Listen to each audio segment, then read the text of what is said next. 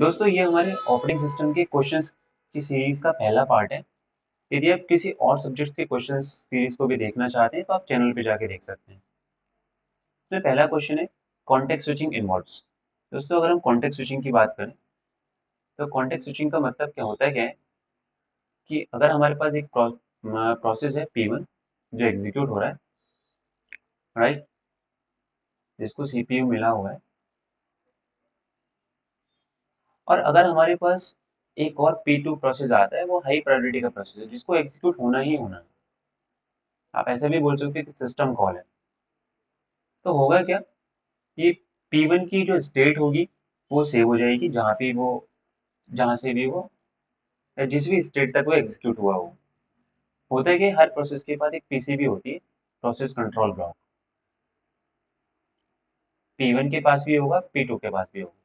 तो P1 जब भी कुछ समय के लिए हॉल्ट होगा तो क्या होगा, उसकी स्टेट पीसीबी के अंदर सेव हो जाएगी और जो सीपीयू होगा वो P2 को मिल जाएगा।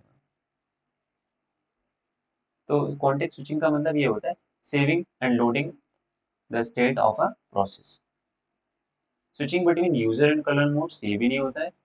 Moving pages in and out memory ये भी नहीं होता है। मैनेजिंग फाइल्स एंड डायरेक्टरीज ये भी नहीं होता है। कॉन्टेक्स्ट स्विचिंग का मतलब होता है a switching between the processes, right.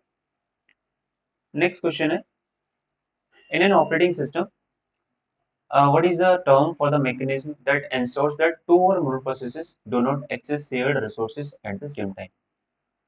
दोस्तों जो शेयर्ड रिसोर्सेज की बात है, ये काफी इंपॉर्टेंट है कि जिसकी वजह से बहुत सारी प्रॉब्लम्स अराइज होती हैं, राइट। तो यदि हमारे पास दो प्रोसेस हैं, एक P1 है और एक P2 है, तो ये जो हमारे पास सिचुएशन है ensures that two or more processes do not access the shared resource। एक हमारे पास रिसोर्स है R1, तो जब रिसोर्स हमारे पास एक होगा, P2 R1 को रिक्वेस्ट कर रहा है और R1 होल्ड करके बैठा हुआ है P2, तो ये कंडीशन होती है हमारे पास डेडलॉक की, राइट। तो डेडलॉक तो इसमें नहीं है। और अगर हम स्टारवेशन की बात करें तो स्टारवेशन होता है indefinite blocking of the processes. Indefinite blocking का मतलब ये होता है कि अगर हमारे पास कोई प्रोसेस है P2 P1 P2 P3 और एक P4। P4 एक प्रोसेस है जिसकी प्रायोरिटी बहुत कम है और जो सीपीयू है वो तीनों प्रोसेस को मिल रहा है, P1 को भी, P2 को भी और P3 को। तो P4 को क्या होगा, इंडेफिनिट टाइम के लिए ब्लॉक रहना पड़ेगा, उसको सीपीयू नहीं मिलेगा। तो इस कंडीशन को बोलते हैं स्टारवेशन। ये भी नहीं है दोस्तों। यहाँ पे म्यूचुअल एक्सक्लूजन ये बोलता है कि जो प्रोसेस है, अगर किसी शेयर्ड रिसोर्सेज को एक्सेस करना है तो एक टाइम पे वो दोनों एक्सेस नहीं कर सकते, राइट। सबसे पहले जो भी जिस भी प्रोसेस को शेयर्ड रिसोर्स चाहिए वो उस पूरा वर्क कंप्लीट करेगा और फिर दूसरे प्रोसेस को वो एलोकेट होगा। तो इसका आंसर है म्यूचुअल एक्सक्लूजन। नेक्स्ट क्वेश्चन है which of the following is a primitive scheduling algorithm, right. दोस्तों ये जो शेड्यूलिंग है ये जनरली है क्यों, जिससे सीपीयू हमारा प्रोडक्टिव रहे। जो सीपीयू का थ्रूपुट होता है वो ज्यादा से ज्यादा है, राइट। सीपीयू क्या बोलता है कि उसको मेरे को मैक्सिमम से मैक्सिमम यूटिलाइज करना है। तो उसके लिए क्या होता है, शेड्यूलिंग एल्गोरिथम बनाई बनाई जाती है जिससे हर किसी को एफिशिएंटली सीपीयू भी मिल जाए और सारे के सारे प्रोसेस एग्जीक्यूट भी हो। तो यहाँ पे क्वेश्चन किया हुआ प्रिमिटिव शेड्यूलिंग एल्गोरिथम। तो इसका अगर मैं प्रिमिटिव शेड्यूलिंग एल्गोरिथम की बात करूँ, जो हमारे शेड्यूलिंग एल्गोरिथम है वो दो टाइप की हैं, नॉन प्रिमिटिव भी हैं और प्रिमिटिव। तो इसमें नॉन प्रिमिटिव का रोल क्या होता है, नॉन प्रिमिटिव का रोल ये होता है कि यदि एक प्रोसेस को सीपीयू मिल चुका है तो जब तक उसका जितना भी टाइम जितने भी टाइम के लिए उसको सीपीयू चाहिए, जब तक वो पूरा नहीं हो जाएगा वो वहां से किसी दूसरे प्रोसेस के पास जंप नहीं होगा, राइट। अगर हमारे पास P1 है कोई प्रोसेस, अगर वो एग्जीक्यूट हो रहा है तो जब तक, या सपोज करो P1 को 5 सेकेंड के लिए एग्जीक्यूट होना है और एक P2 है जो P1 के कंप्लीट होने से पहले ही मेमोरी में आ चुका है, ठीक है। तो जब तक P1 एग्जीक्यूट नहीं होगा 5 सेकंड के लिए पूरा पूरा, तब तक सीपीयू P2 को नहीं मिलेगा। तो नॉन प्रिमिटिव में क्या होता है, कॉन्टेक्स्ट स्विचिंग नहीं होती है। Between the process. जबकि प्रिमिटिव में क्या होता है, प्रोसेस के बीच कॉन्टेक्स्ट स्विचिंग होती है। अगर P1 को CPU मिला हुआ है और P2 बीच में आ गए या हाई प्रायोरिटी के प्रोसेस आ गए, तो वहां पे P1 अपनी स्टेट सेव करेगा और प्रोसेस CPU किसको मिल जाएगा, P2 के लिए।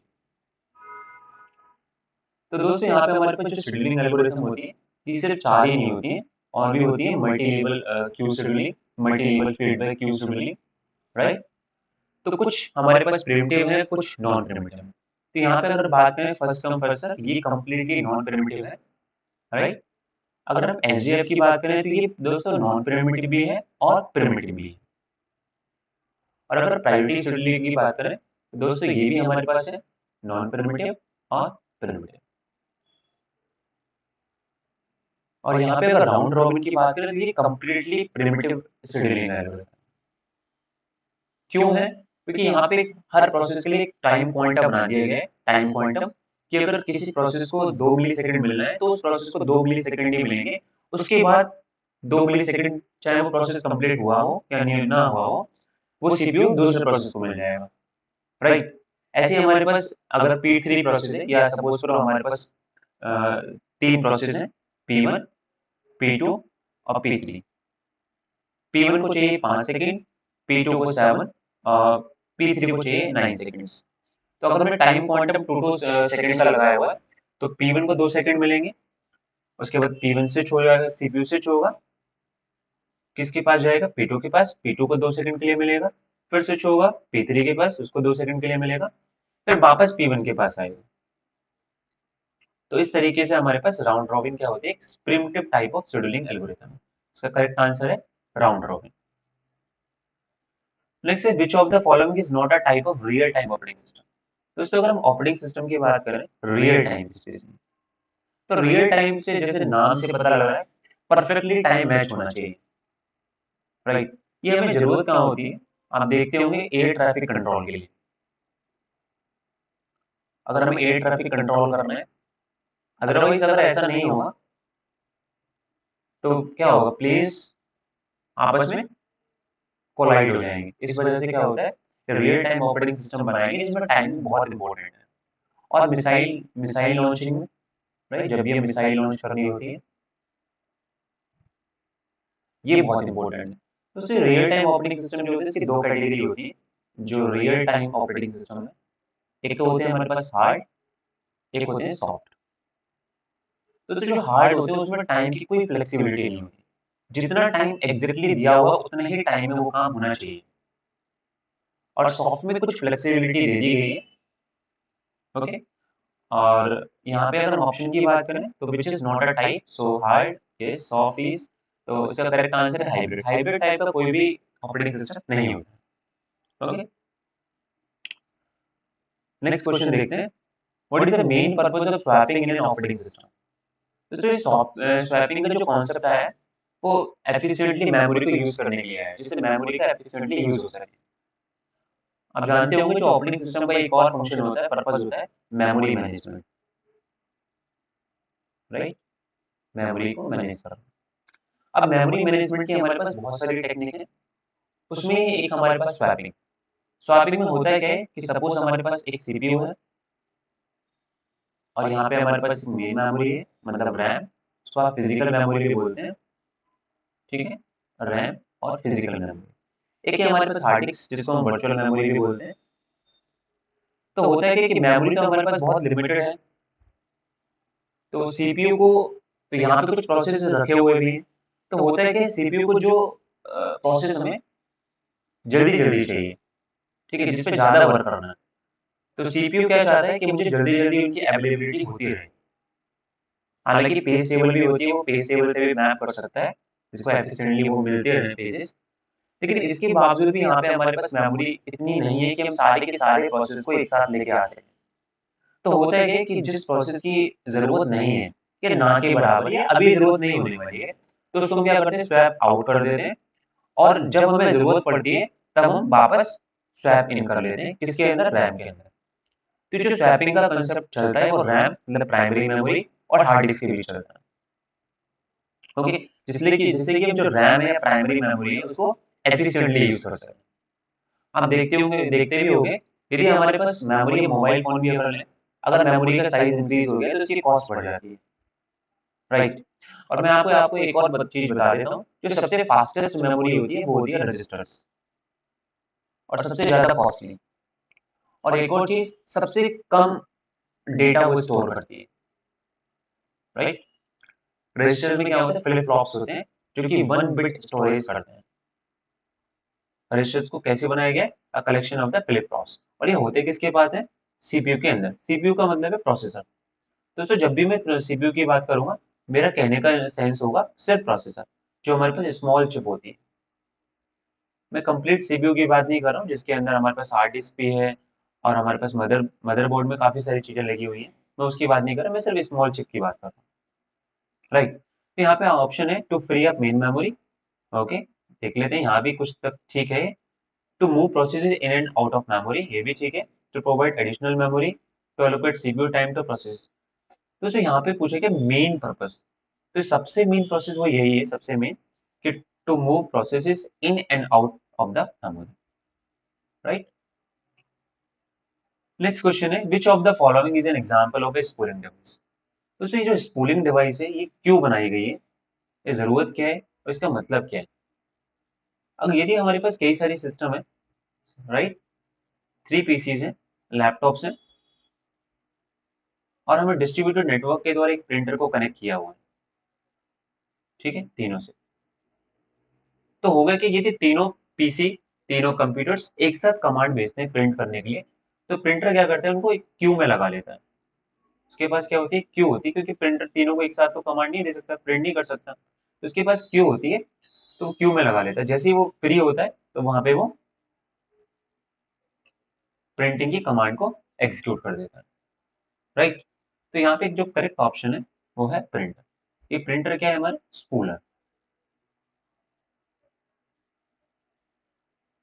इसका मतलब होता है simultaneous peripherals operations online, right. Next question देखते हैं, the critical section problem is associated.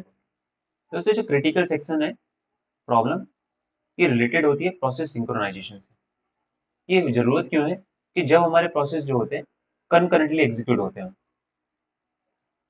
जब हमारे प्रोसेस कंकरेंटली एग्जीक्यूट हो रहे होते हैं और स्पेशली वो को रिलेटेड होते हैं। दोस्तों ये जो हमारे प्रोसेस हैं, अगर वो कंकरेंटली एक साथ भी एग्जीक्यूट होते हो रहे हैं, तो ये हमारे दो टाइप के हो सकते हैं, कोरिलेटेड या फिर अनकोरिलेटेड। यदि वो हमारे पास कोरिलेटेड प्रोसेस है, डिपेंड कर रहे हैं, डेटा को शेयर कर रहे हैं, तो क्या होगा कि क्रिटिकल सेक्शन में उनको एग्जीक्यूट होना होगा, राइट। एक क्रिटिकल सेक्शन एक ऐसा कोड है, एक हमारे पास कोड है, राइट। ये कोई प्लेस नहीं है, क्रिटिकल सेक्शन का मतलब एक कोड, लाइंस ऑफ कोड। वहां पे क्या होता है, एक प्रोसेस को अ, जब भी किसी प्रोसेस को एग्जीक्यूट होना होता है, सपोज दो प्रोसेस है, तो वो क्रिटिकल सेक्शन में एंट्री लेते हैं। वहां पे वो एग्जीक्यूट करता है, जो भी रिसोर्सेज चाहिए उसको यूज करता है, और उसको वो लीव कर देता है। फिर वो क्रिटिकल सेक्शन किसको मिल जाता है, P2 को। तो यहाँ पे हम यूज करते हैं क्रिटिकल सेक्शन प्रॉब्लम को जब हमारे प्रोसेस के सिंक्रोनाइजेशन की जरूरत होती है। सिंक्रोनाइजेशन की जरूरत क्यों होती है, जब हमारे प्रोसेस कोरिलेटेड होते हैं और एक साथ एग्जीक्यूट कर रहे होते हैं, वहां पे जरूरत होती है हमारे पास प्रोसेस सिंक्रोनाइजेशन। तो जो क्रिटिकल सेक्शन है, यहाँ पे भी प्रॉब्लम्स है। तो ये प्रॉब्लम्स क्या हो सकती है, या फिर क्या कंडीशन है जिससे प्रॉब्लम ना हो। तो उसकी कंडीशन है, एक तो म्यूचुअली एक्सक्लूसिव होनी चाहिए। म्यूचुअली एक्सक्लूसिव का मतलब है कि अगर एक प्रोसेस एग्जीक्यूट हो रहा है तो दूसरे को वेट करना पड़ेगा। अगर एक प्रोसेस क्रिटिकल सेक्शन में पड़ा हुआ है तो दूसरे को वेट करना पड़ेगा। तो सर दूसरे हमारे पास प्रोग्रेस, ऐसा नहीं हो कि कोई भी प्रोसेस क्रिटिकल सेक्शन में हो ही ना, तो कम से कम एक प्रोसेस तो क्रिटिकल सेक्शन में होना चाहिए यदि वो एग्जीक्यूट हो रहा है। नेक्स्ट है बाउंडेड वेट। ऐसे नहीं कि एक ही प्रोसेस को क्रिटिकल सेक्शन मिलता है, एक लिमिट होनी चाहिए, एक बाउंड होना चाहिए कि एक प्रोसेस क्रिटिकल सेक्शन में कितनी बार एंटर हो। ये कंडीशंस हैं जो सेटिस्फाई करनी चाहिए।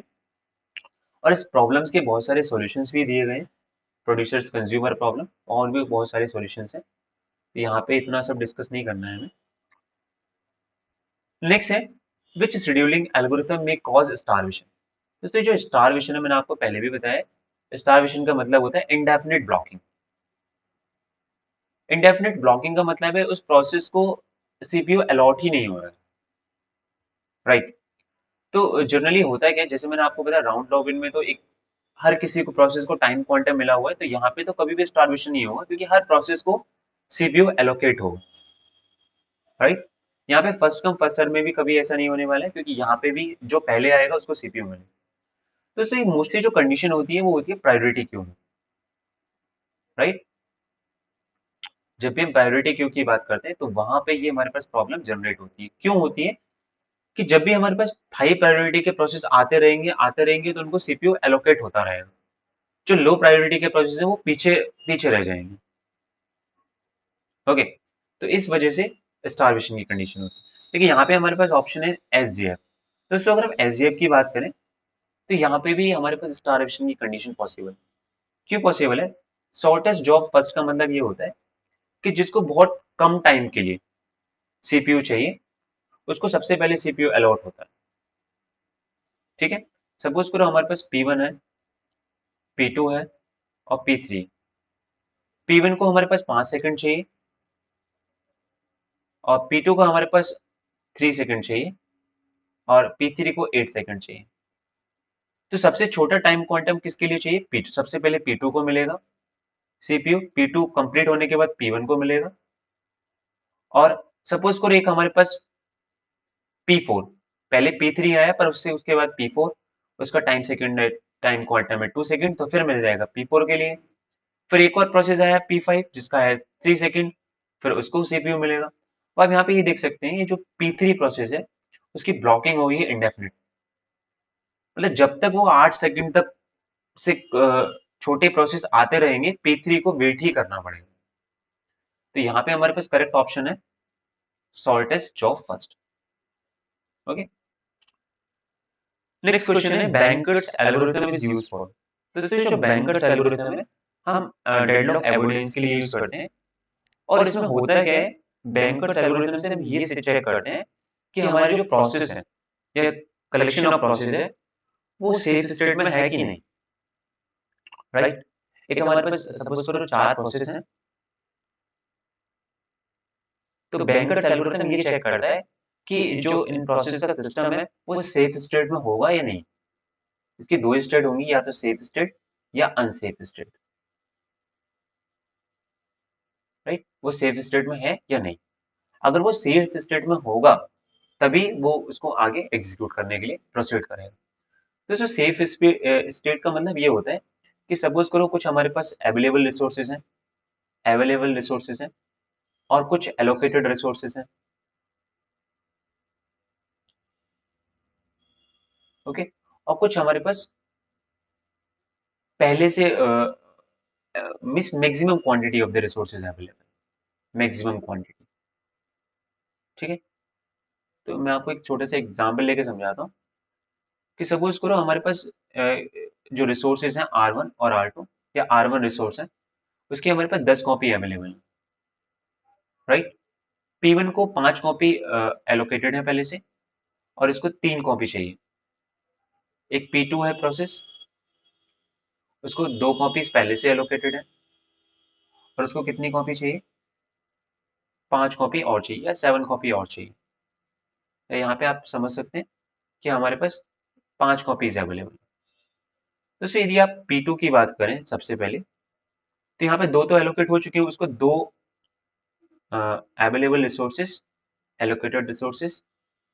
तो ये अवेलेबल मैंने यहाँ पे मैक्सिमम लिख दिया है, चलो ये आप कि हमें प्रोसेस को मैक्सिमम क्वांटिटी कितनी चाहिए और यहाँ पे अवेलेबल रिसोर्सेज कितने। तो इसमें यहाँ जो P2 प्रोसेस है उसको हमें 7 और चाहिए। दो इसको एलोकेट है, सात की क्वांटिटी है, मतलब 5 और चाहिए। तो 5 हम यहाँ से इसको एलोकेट कर सकते हैं। जब 5 एलोकेट करेंगे तो इसको पूरे 7 मिल जाएंगे, या आप ऐसे भी समझ सकते हैं दो इसको मिले हुए हैं, उसकी जो रिक्वायरमेंट है आप उसे ऐसे बोल सकते हैं जो रिक्वायरमेंट है वो 7 की है। तो यहाँ पे 5 अवेलेबल है, तो 5 तो इसको मिलेंगे नहीं, तो ये तो एग्जीक्यूट नहीं हो सकता है पहले। वो चेक करेगा P1 को, P1 को कितने की रिक्वायरमेंट है? 3। 5 वो पहले से लेके बैठा हुआ है, तो यहाँ से 3 उसको मिल जाएंगे, तो टोटल कितने हो जाएंगे 8, और टोटल कितने हो गए इसके पास 13। 13 रिसोर्सेस को कंप्लीट करने के बाद वो फ्री कर देगा। तो यहाँ पे क्वांटिटी कितनी हो जाएगी 13 की।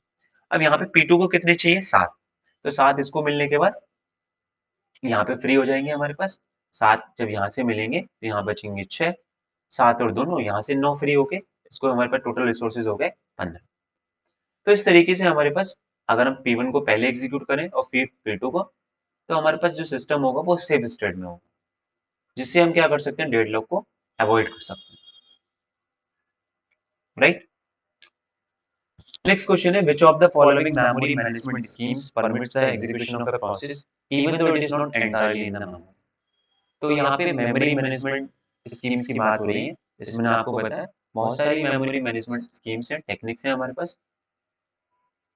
Permits the execution of a process even though it is not entirely in the memory. दोस्तों यहाँ पे हम जो सेगमेंटेशन है ये भी मेमोरी मैनेजमेंट टेक्निक है। यहाँ पे हम सेगमेंट्स में डिवाइड करते हैं, तो यहाँ पे ये आंसर नहीं है। पार्टीशन की बात करें तो मेमोरी पार्टीशनिंग वो भी नहीं है। तो यहाँ पे जब भी हमारे पास प्रोसेस पूरा मेमोरी में नहीं हो, दोस्तों ये जो पेजिंग और डिमांड पेजिंग है दोनों में आपको कंफ्यूज नहीं होना है। ये पेजिंग का मतलब क्या है कि सीपीयू ने क्या किया हुआ है, directly you know access time को बढ़ाने के लिए एक पेज टेबल बनाई हुई है। एक हमारे पास मेन मेमोरी है, एक हमारे पास पेज टेबल। ये पेज टेबल जनरली कहाँ होती है, मेन मेमोरी के अंदर। सीपीयू क्या करता है, एक लॉजिकल एड्रेस जनरेट करता है हमेशा, और जो प्राइमरी मेमोरी है उसके पास होता है फिजिकल एड्रेस। तो लॉजिकल एड्रेस जो जनरेट करता है उसके पास किस किस उसमें होता है, पेजेस में और ऑफसेट में। तो यहाँ से जो पेज नंबर होता है वो चेक करता है पेज टेबल के अंदर। पेज टेबल के अंदर चेक होता है कि वो किस फ्रेम से मैच खाता है, वो फ्रेम नंबर चेक होता है, क्योंकि प्राइमरी मेमोरी को क्या होता है नंबर ऑफ फ्रेम्स में हम डिवाइड कर देते हैं, वो वहां से वो मैप कर देता है। तो जिस तरीके से उसको जो चीज चाहिए सीपीयू को मेन मेमोरी से मिल जाती है। तो जो यहाँ पे जो बात चल रही है वो प्रोसेस मेन मेमोरी में है कि नहीं एंटायरली, सिर्फ इसकी बात चल रही है। यहाँ पे पेजिंग की बात नहीं चल रही है। यहाँ पे जो मेमोरी मैनेजमेंट टेक्निक है वो है डिमांड पेजिंग। यहाँ पे मेमोरी को एफिशिएंटली यूज किया गया है, क्यों, क्योंकि मेन मेमोरी तो बहुत लिमिटेड है, तो यहाँ पे वर्चुअल मेमोरी को भी साथ में लाएंगे, जिसको हम हार्ड डिस्क भी बोलते हैं। तो यहाँ पे होगा क्या, जो प्रोसेस हमारे पास यहाँ फ्रेम्स में रखे हुए हैं, अगर उनकी जरूरत नहीं है या बहुत देर में इसकी जरूरत पड़ने वाली है, तो इन प्रोसेस को स्वैप आउट कर दिया जाएगा, कहाँ पे, वर्चुअल मेमोरी में। और जब जरूरत होगी तो वापस कहाँ लेके आया जाएगा, मेन मेमोरी के अंदर। तो इस प्रोसेस को बोलते हैं डिमांड पेज। मतलब जब भी डिमांड हो जब उस पेज को लेके आना, ठीक है। पेजिंग का मतलब तो सिर्फ इतना ही है कि वो पेजेस में डिवाइड है हमारे पास, राइट। बाकी डिमांड पेजिंग का मतलब होता है कि जब भी प्रोसेस की डिमांड हो तभी उसको मेन मेमोरी में लेके आया जाए, और अदरवाइज उसको मेन मेमोरी में ना लेके आया जाए। तो दोस्तों इसका करेक्ट आंसर है डिमांड पेजिंग। सेगमेंटेशन में क्या होता है, जो प्रोसेस के हम क्या करते हैं, जो भी हमारे पास प्रोसेस है उसको सेगमेंट्स में डिवाइड कर देते हैं, और सेगमेंट्स में हम कुछ चीज यूनिक कर रखते हैं जिससे वो आपस में शेयर कर सके, ओके। और हर किसी का यूनिक एक एड्रेस होता है, बेस एड्रेस, ठीक है, जिससे कि हम उसको आपस में अटैच कर सकते हैं, एक कंप्लीट एक प्रोसेस सीपीयू को एग्जीक्यूट करने के बाद वापस उसका रिजल्ट दे सकता है। So thank you so much, this was the first part of the question series. So if you would like to continue, so you can watch this. और यदि आपको किसी और सब्जेक्ट के क्वेश्चन सीरीज को भी देखना है तो आप चैनल पे जाके देख सकते हैं। So thank you so much.